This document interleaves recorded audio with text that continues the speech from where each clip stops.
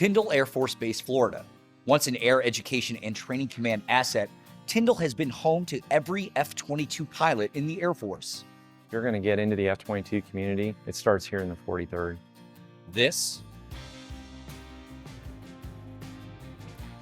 is Raptor country. It's king of the hill. It's the best airplane man's ever made, without a doubt. I used to fly the F-16. It's a phenomenal fighter. It still is. It's unbelievable. The F-22 is just a step even greater than that. There's nothing in the sky that can match its capability. The emotion that you have is one of, A, I can't believe I get to do this. And then I do distinctly remember just being amazed at how much I could see and observe, and the freedom of maneuver that you have that you just don't have on the ground. After the first one, I was amazed at that freedom of maneuver, and then I was really happy to be back on the ground. You see everything that's going on. The enemy doesn't see you. It's a completely unfair fight, and it's great to be on this side of it, that's for sure. It's only been a few years since Tyndall has become an Air Combat Command asset, but its mission has always been in the sky. The F-22 is agile, fast, and stealthy, but none of these capabilities matter if we can't get it off the ground. And the airmen who work around the clock to make sure these jets are ready to fly know that the end result is worth every drop of sweat. A maintainer is... Can I be arrogant about it? Your flight line handyman. not like a grease monkey, you know. You got an 18, 19-year-old airman, male or female, who is given a $187 million airplane, one of the most sophisticated airplanes in the Air Force arsenal. Backbone of the Air Force. I think so, entirely. Is that metal deposit? Why don't you tap it on one day on the sides? Nah, I think that's better. So, what's your proof on that? It sounds like I'll show you how you know. Oh, so I'm still learning. I have a lot to learn. You know, the class I came in with, we're still the new guys, you know, so we're trying to, you know, gain our respect on the flight line, you know, earn our position, you know. So that's about where we're at right now. You know, we're still trying to get in, you know, wiggle our way in. Perhaps the one thing, though, that sets it aside from all the other jets in the sky right now is its supercruise capability. The Raptor can fly at supersonic speeds without using its afterburners, making this jet insanely efficient. Now, even though it gets great MPGs, it's still hungry. To fuel this bad boy up for one mission, it can take up to 2,500 gallons of fuel, and that could take a lot of time. But thanks to fuels technicians on the ground, they can get a pilot gassed up and back into the fight in as little as 20 minutes, thanks to hot pit refueling. Technical Sergeant Anthony Morris, and I'm the NCIC of Fuels Distribution for the Fuels Flight here at Tyndall Air Force Base. When it comes to hot pit refueling, I see it as the most significant. Of course, you got to have the maintenance guys to fix it, you know, the crew chiefs to kind of take care of it, and the pilot can't drop bombs. I mean, he has to drop the bombs, but just like a car, you can have all the best maintenance on it in the world, but if you run out of gas, you're not driving.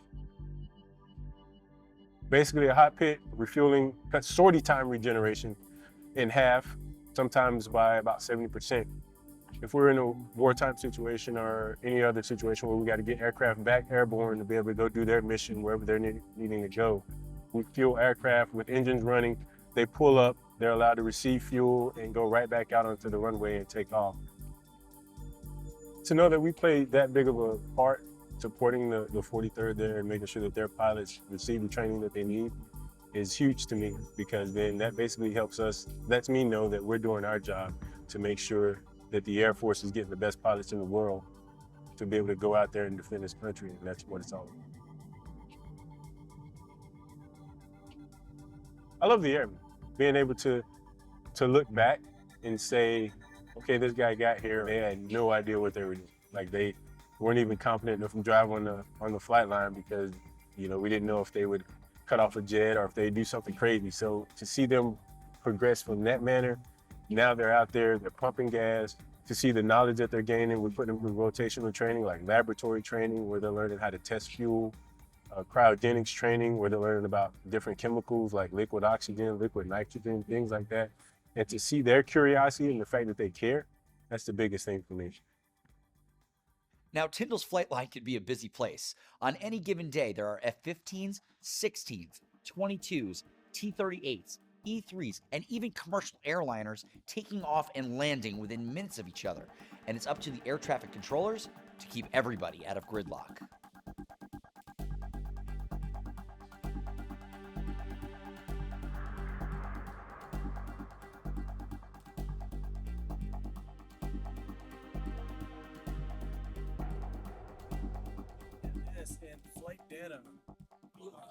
I'm Tech Sergeant Bryce Hamilton, and I'm Air Traffic Controller. Our role as the air traffic controllers here in the F-22 mission is kind of like the liaison between them training, because all pilots that fly the F-22 come through Tyndall in one way or another. They get all their flight training here.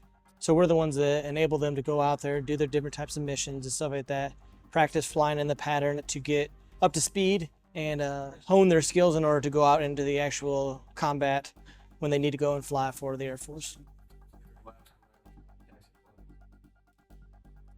Air traffic control is one of those unique jobs where every day you come in, it's going to be something different. For instance, here, us in the tower, we control all the airspace from to the surface up to 2,500, 2,600 feet. So all the airplanes that are the RAPCON's talking to, they pass them to us, and we control them, land them, take them off, all that stuff, and get them headed in the right direction out to go in the airspace that they're going to be working with. You just got to have confidence in yourself.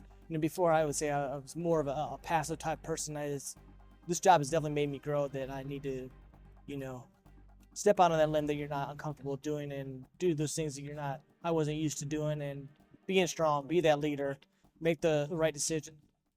We all have our key to the puzzle, because everybody relies on each other in order to get the mission done. The hard work of all these airmen now rests on the shoulders of one. To be trusted with this opportunity, pilots must prove themselves worthy.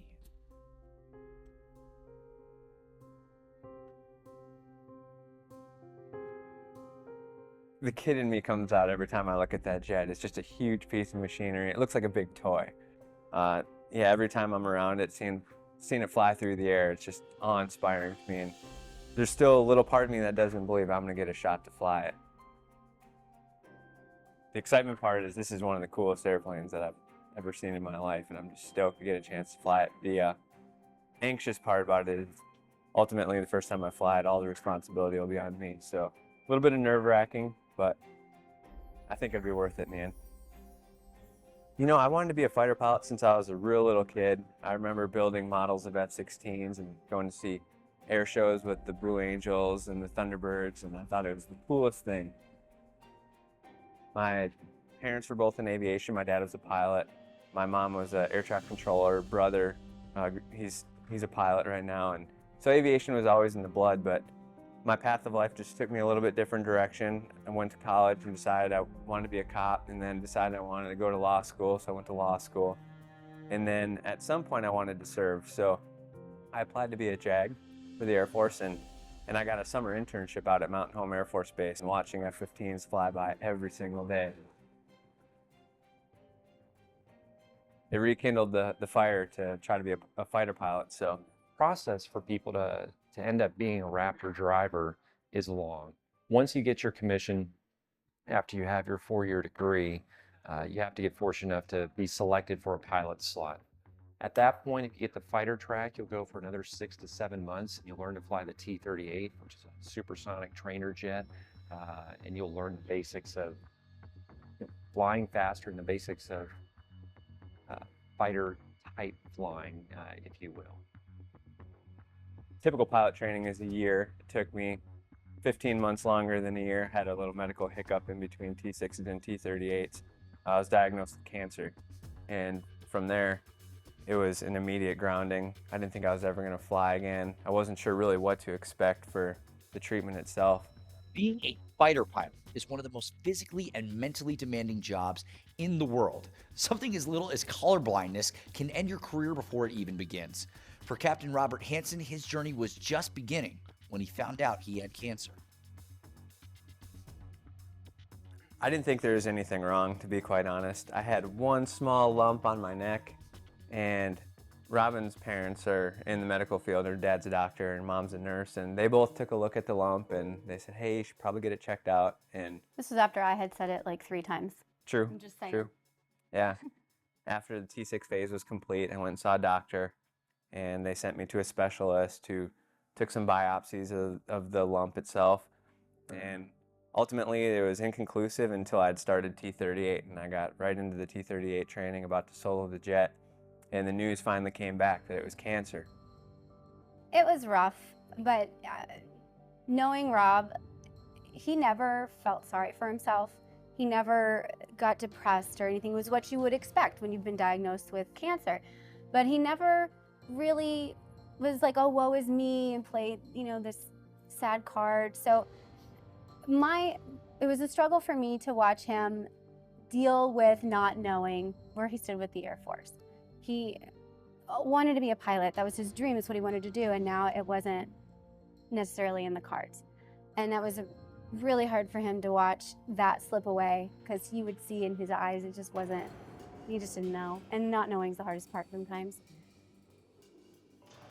As soon as the news dropped that I was diagnosed with cancer, the commander at that time, Lieutenant Colonel Moon, saw me into his office and said, hey, your primary job at this point is just to get healthy. It's like, I don't even want to see you until you are healthy and all the treatments are done. And so there's a regulation that said that I was supposed to be disenrolled after 6 months of being off of flying status. And they essentially said, hey, we're going to submit a waiver for this guy to get him back into pilot training. And we're not going to disenroll him until we hear back on that waiver. And that was a huge blessing for me too.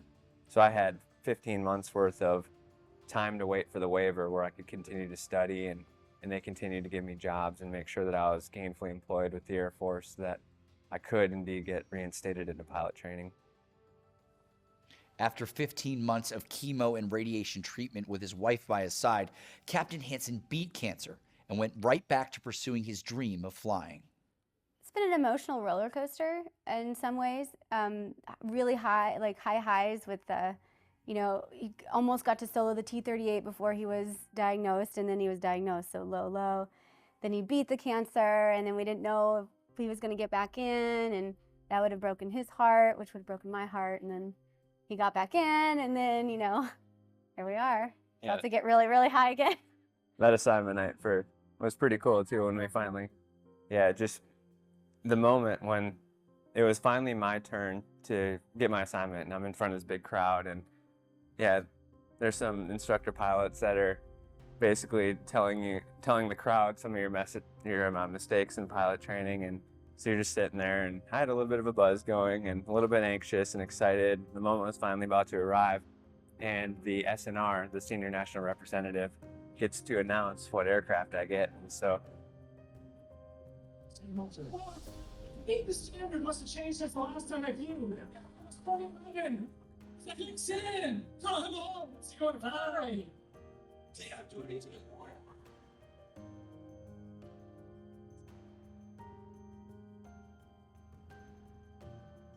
It was an amazing moment. I think until the next morning when I saw the patch on my flight suit that they gave me on assignment night, I don't think it really quite set in that I was going to get a shot to fly the Raptor. Among the roughly 30 pilots that were in his class, some got F-15s, some got F-16s, and some got B-2 bombers. But Captain Hansen was the only one that got told that the F-22 would be his. But if you ask any maintainer, they'll say the jet isn't his, it's theirs. So, how's 8-9 doing? How's 8-9 doing? So when's that flying again? 8-9? So that's my jet. Well, as a crew chief, you take pride in your jet, because that's, at the end of the day, the crew chief owns that jet. My jet is aircraft 107. Aircraft 93. Aircraft 81. 94. 72. 76. 91. My jet is aircraft 405. My plane specifically, it's beautiful.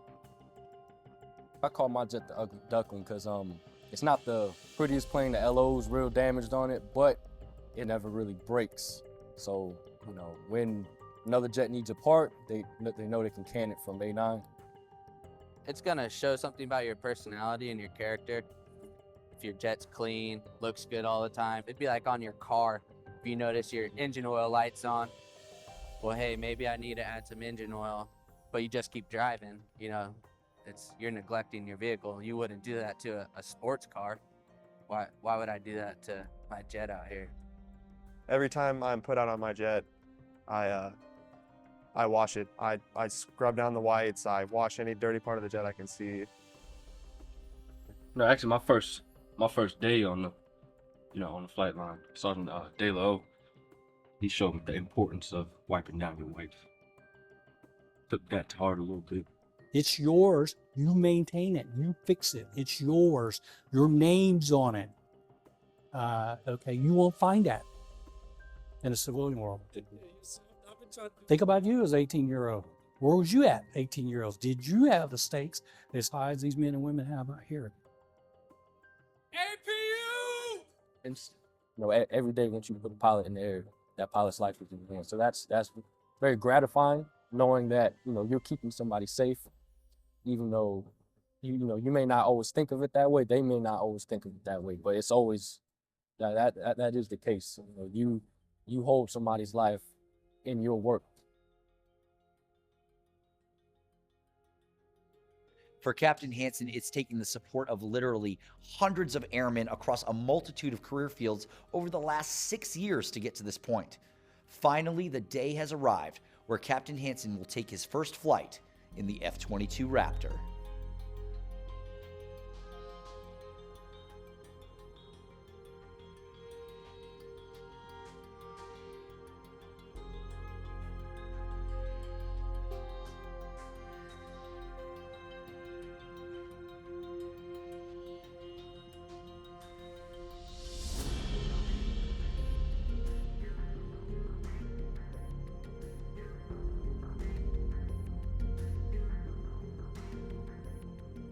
I'm excited for him because this is his, his dream, and it's being realized. He gets to do what he wants to do, and it's going to be emotional for me. I think his first flight, I'm going to be anxious because I just have to wait, and that waiting, like when he lands, okay, he's on the ground, it's cool. And then it'll slowly go away, and I'll feel better about it and stuff, but it's just going to be really, really cool to see him climb that mountain finally, I guess. Because it's been a rough go. But I'm also really proud of him for all the hard work he's put in. He's worked really hard to get here and to get this plane. And it's really cool to see him excel in what he's doing.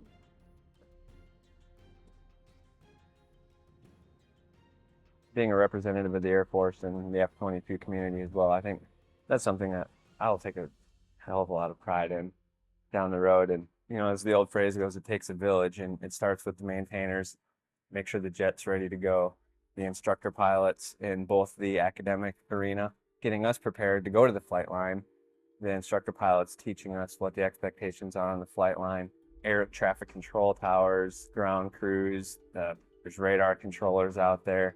It's really a whole team concept to get the jet in the air. The pilot is literally just putting the aircraft through its paces, what it's supposed to be doing, but man, without the pilot, the jet can't fly, but without everybody else, there's no way that pilot can even get to the jet.